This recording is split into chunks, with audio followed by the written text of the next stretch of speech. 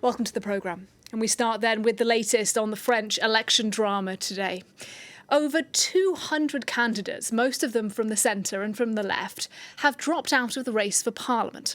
The aim is to re-establish the so-called Republican front and block the National Rally from reaching power by ensuring the anti-far-right vote is not split. But in more than 100 constituencies, no candidate has stepped aside, and left-wingers are now accusing some in the president's centrist bloc of not doing enough to keep Jordan Bardella and Marine Le Pen from high office. Oliver Farry has this report. With the prospect of the far-right National Rally getting an overall majority in the second round of France's legislative elections, other parties are resurrecting the so-called Republican front. The election has thrown up more than 300 three- or four-way second-round runoffs. This has prompted left-wing and centrist parties to consider giving way to other candidates better placed to defeat the National Rally. As of Monday night, more than 180 candidates had withdrawn from races. Two-thirds of these were from the left-wing New Popular Front and one-third from Emmanuel Macron's Ensemble coalition. Prime Minister Gabriel Attal, likely to lose his job after only 6 months, said keeping the far-right out of government was the most important thing. Quite sincerely, the stakes are so high for the French. I'm secondary in all this. What I want is to avoid a national rally having an absolute majority, because I sincerely believe that would be catastrophic for the French, for our pensioners, for their savings. For National Rally leader Jordan Bardella, the alliance intended to exclude the far-right is a sign the establishment is worried.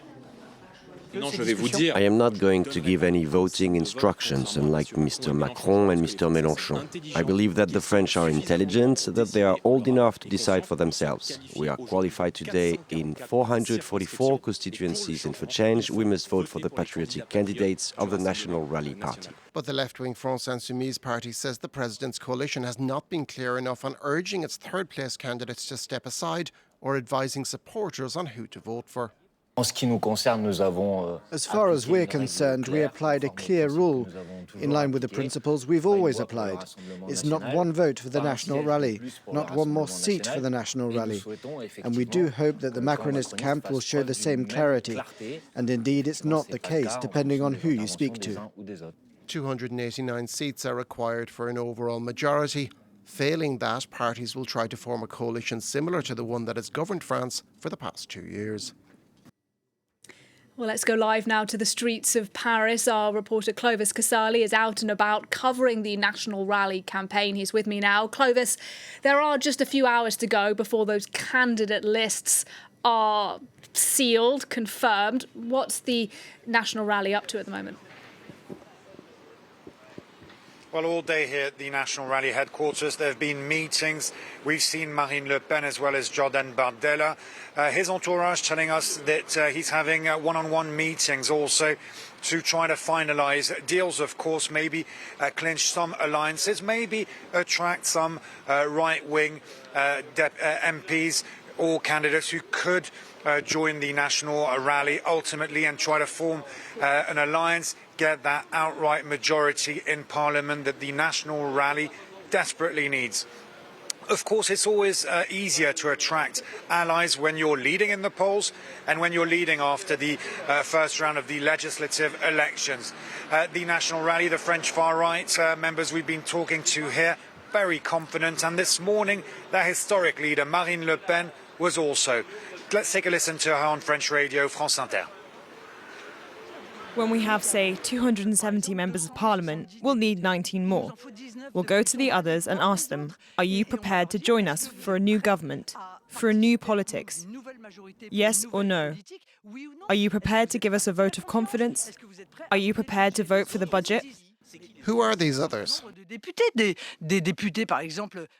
Well, it's a few MPs, members of certain groups on the right, on the left, some from the Republicans, who have in the past shown themselves to be close to our views. And if at that time we have a majority, we will do what the voters have elected us to do. Marine Le Pen there, the leader of the National Rally. Clovis still with me. Clovis, let's talk about substance. What kinds of issues will Le Pen's party be campaigning on in this final week now? Final week, final push before the second round of the election. And of course, the National Rally will try to explain its vision for France with its anti-immigration stance, as well as its will to reform Europe, give less money to Europe, and at the same time, get just as much. Jordan Bardella stressing that it's possible if Europe cleans up its act as it needs to.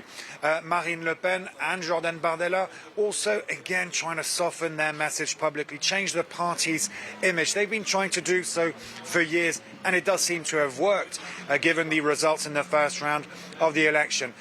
The National Rally, the French far right, basically saying, if you vote for the left-wing bloc, well, you'll allow Jean-Luc Mélenchon, the radical left leader, to become prime minister. He will cause chaos and insurrection in the country. At the same time, if you vote for the centrist bloc, well, you will be voting for President Macron's allies. President Macron accused by the French far right of doing very little for the French people and not actually listening to the people's vote. According to Marine Le Pen, for instance, President Macron is doing all he can to prevent the French far right of getting into power. Clovis Casali, thank you very much indeed. Well, I'm pleased to welcome now to the studio Christopher Weissberg. Hello to you.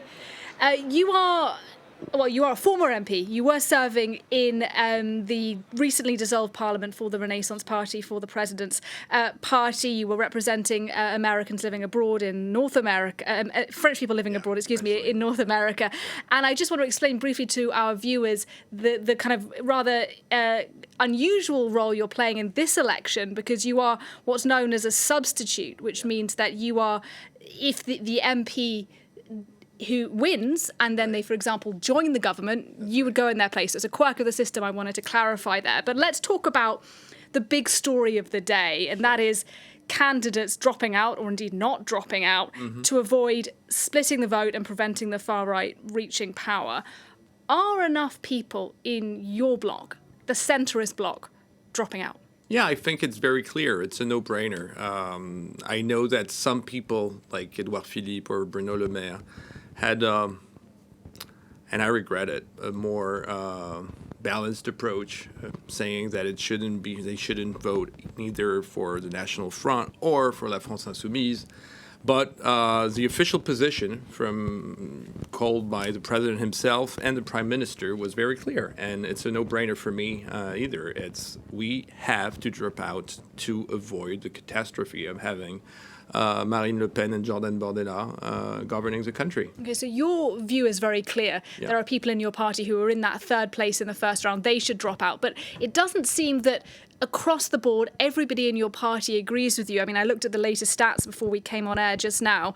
127 candidates from the left, not from your bloc, have stood down, and just 75 from the presidential camp. So why are not more of your people within your party agreeing with you? Why are they staying in place, even though it's going to split the vote? I don't think there's that many. Of course, there are more people. Well, there are 75. Because we're in less district, we're empowered to stay and to keep up in the election, because we didn't win as many districts as the left did. But if you look, there was this morning. One of our ministers who was thinking of staying in the race finally dropped out. And I think that in most cases, almost every cases now, we are about to have candidates that withdraw in order to have this famous Front Républicain, which is the Republican front, the Democratic shield against the extreme right. So it seems that from what you're saying, that the left is doing it more than us, but I think in every cases I've been looking for, almost everyone is decided to drop out. Okay, that said, though, both your Prime Minister, Gabriel Attal, and the President, Emmanuel Macron, have warned during the election campaign of what they called extremes on both sides. Extremes, of course, on the far right in the form of the National Rally, but also they talked about an extreme on the far left, figures like Jean-Luc Mélenchon. Is it really fair, in your view, to compare those two, to suggest that they are somehow equal in their extremity, given the history of the National Rally in France?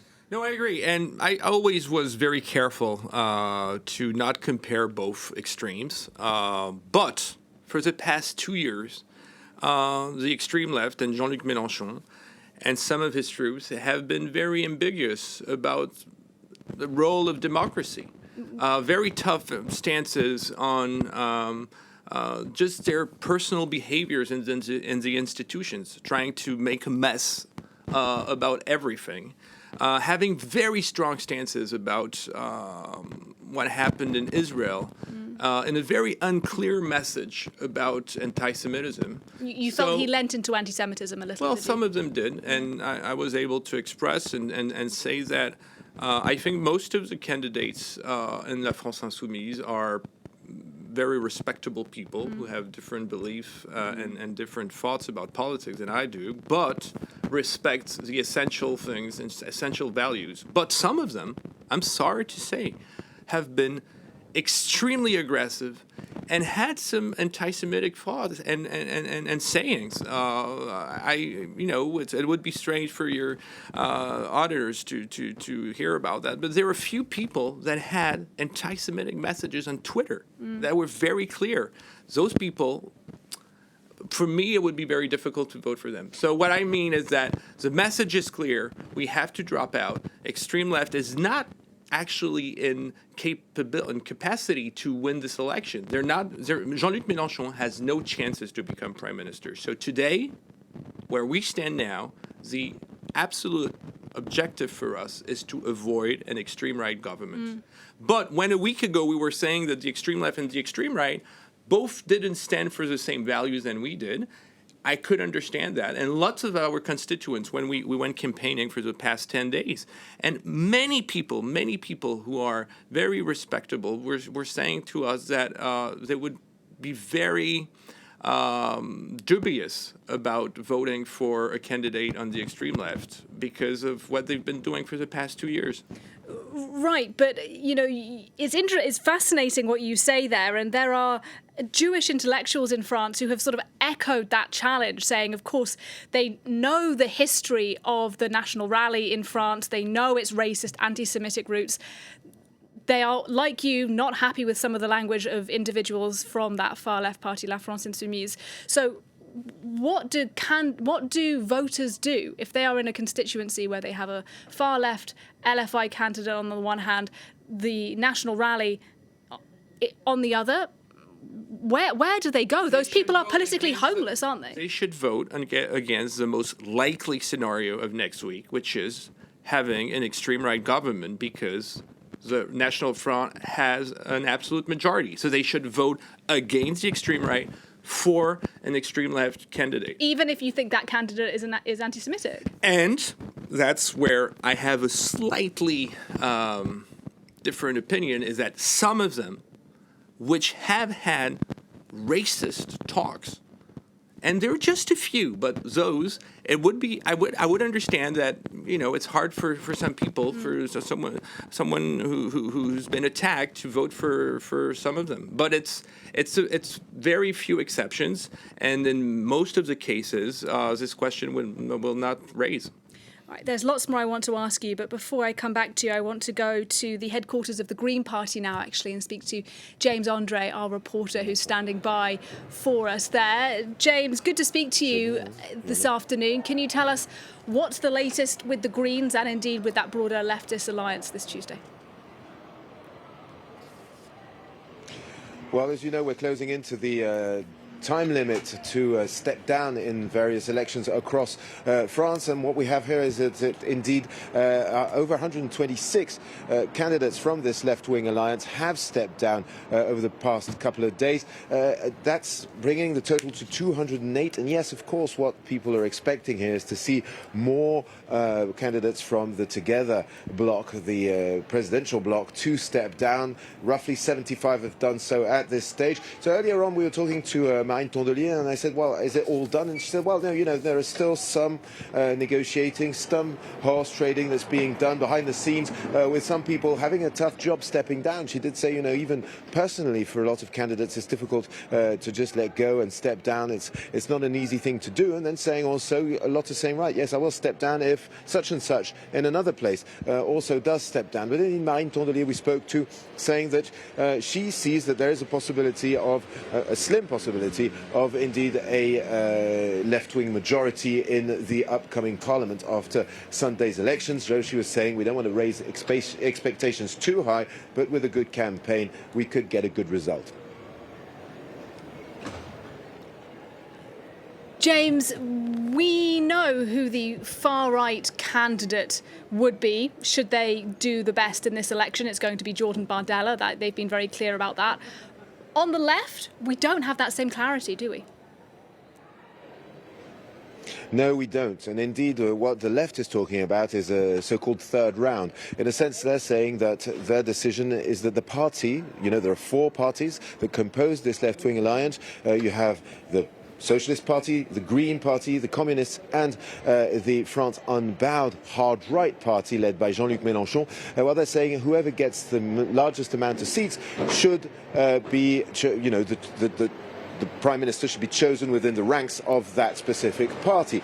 Now, indeed, there is a debate that is planned on one of the channels here in France. We know that Jordan Bardella will be on that debate, Gabriel Attal as well. But when it comes to the left, well, the decision of the group was that it would be Marine Tondelier, the head of the Greens. But Jordan Bardella is refusing that debate and saying that he would like to debate with Jean-Luc Mélenchon. This is what Marine Tondelier had to say about that. Let's listen to her. From what I understand, Gabriel Attal isn't against this debate with me, but Jordan Bardella is against it with his entire being. Is he scared of us, of ecology, of women? All of the above, I don't know. I do know how they put their influence on a city, their good sides and their bad, their weaknesses. I know all of it, and I think that scares them. That's how it is. In democracies, we don't choose who we debate with. The format is imposed. You can also tell why they want to debate Jean-Luc Mélenchon. They want to elevate him because it serves their narrative. Voilà, ça sert leur récit. So indeed, Jordan Bardella wants to discuss with Jean-Luc Mélenchon as part of a strategy. Jean-Luc Mélenchon, despite getting 22% of the first round of the previous presidential election, is a very divisive figure here in France. A lot of moderate, left-leaning voters really don't want to see him in Matignon, the Prime Minister Palace. So for now, the left-wing alliance is indeed sticking to its guns. And indeed, Marine Tondelier was telling me earlier on, she said, the decision is made. It will not be Jean-Luc Mélenchon. But still, this strategy is very clear on in the extreme right camp. And Jordan Bardella, for now, has not accepted to debate with Marine Tondelier. James Andre, outside the headquarters of the Green Party. Thanks very much indeed.